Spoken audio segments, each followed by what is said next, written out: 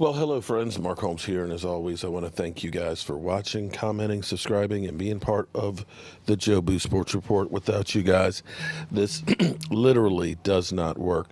Some people said that, I apologize, just getting this set up over here of our nerve center and getting all of that. I've got another mixer that's over here, and I know we had John Jay was a little bit on the loud side, so I'm still working on getting the settings just right. Hopefully, the sound is loud enough now. Let me just peek it up just a little bit more here, as long as I don't get too excited, because there's like a delicate balance in between. This is a kind of a heartbreaking story here to kind of report here. This Super Bowl is not like any Super Bowl typical. Typical, you have both teams would end up arriving in the Super Bowl city the week before the Super Bowl. They would practice, they would work out and everything in the Super Bowl city. You'd have the big press conference with all the players and stuff with the teams and the reporters, but because of COVID, it's different.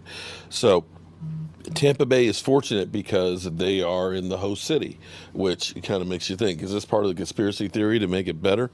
But be that as it may, Kansas City has been working out at home, in which case they would be leaving tomorrow to go to the Super Bowl. Andy Reid's son, background, Andy Reid lost one of his kids to an accidental overdose in 2012, I believe it was. So we've had tragedy with his kids and things. Unfortunately, last night, Andy Reid's son, Brett, who's a linebacker coach for the Kansas City Chiefs, was in an accident last night that injured two children, one severely. I don't have any details on how bad.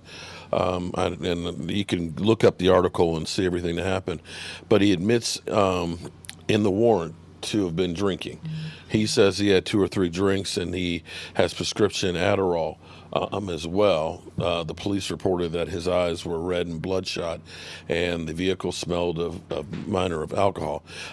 I say don't. This is alleged. I'm not saying he did or did not. This is what's being reported. Evidently, he was getting onto the ramp. A vehicle had run out of gas or had issues, and they had stopped on the side off of the shoulder of the on-ramp, called some family members to come help, and they ended up parking in front of them. Well, the kids were in the vehicle, and unfortunately, when he ended up going, he ended up running into the vehicle, and that vehicle pushed into the other one, and it was severe enough of an accident that they closed 3 of the 4 lanes of the highway. Brett was taken to the hospital, in which case they ended up drawing blood to check his blood alcohol content. And yeah, this is just bad news and poor judgment. I'm not sure exactly what this means, but it says that there's been DUI contacts. I don't know if that's prior DUI arrest. I don't know if that's DUI convictions. It just says prior DUI contacts. Not what you want to have happen ever, but especially not before you end up going away for the Super Bowl, and definitely a distraction. And thoughts and prayers go out to the family that was injured. And if it was that Brett was drinking, you need to get some help. You need to get some help, buddy, because when you get behind a wheel,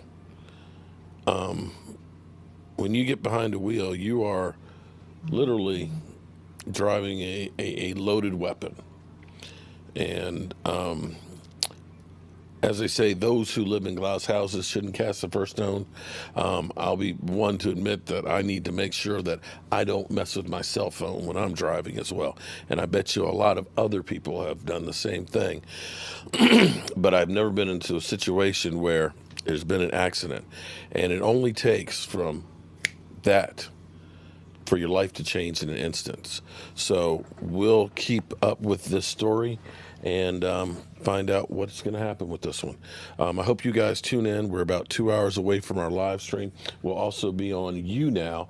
We'll actually start out the YouNow stream about 15 minutes ahead, so you can get a feel for setting up and prep work that we do on Jobu Sports. So we're kind of expanding our reach a little bit. And we'll be doing a mock draft tonight.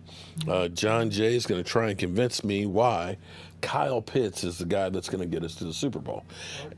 What? The Eagles are thinking about getting Well, that's Philly 500. Okay. I mean, I read reports that the Eagles are looking at it. Well, you look at everybody when you're number 6. But you know what they're really going to be looking at? If they trade Carson, a quarterback. That's what they're going to be looking at, a quarterback. Okay. Well, but here's the thing: if they trade, this is getting off subject here, but if you trade Carson Wentz, are you sold that Hurts is the guy? And you now have, allegedly you should get at least another number 1 pick. You got two number one. Sure they were getting number 1? Well, that's what they're saying. But the amazing thing, number 2, not number well, 1. maybe so. But I'm just saying you're up there in a position where you can try and grab a quarterback and hope that you get lightning in the bottle, as opposed to what they did before, which was let's trade with Tampa to move from 13 to 8, and let's go ahead and trade with the Browns to move up to 2. Okay. Look what happened to the Browns. I tell you, it was. No. Look what happened to Tampa and the Browns. I'm just saying. They were both in the playoffs, and one of them was going to the Super Bowl. Yeah, exactly. Right? But I got to tell you, it was funny listening to Philly 500's live stream, because somebody had called in and said, "Oh, well, the Eagles really didn't give up that much to get." Because he's like, they trained a broke down linebacker and it was like, even Philly was like, this call is ass. Okay, it's ass. All right, let me know how the sound is here on this one. Hopefully it's not too bad. I'm seeing it's peaking out when I get excited, so hopefully it's not breaking anybody's ear. I will see you guys in less than 2 hours. Peace.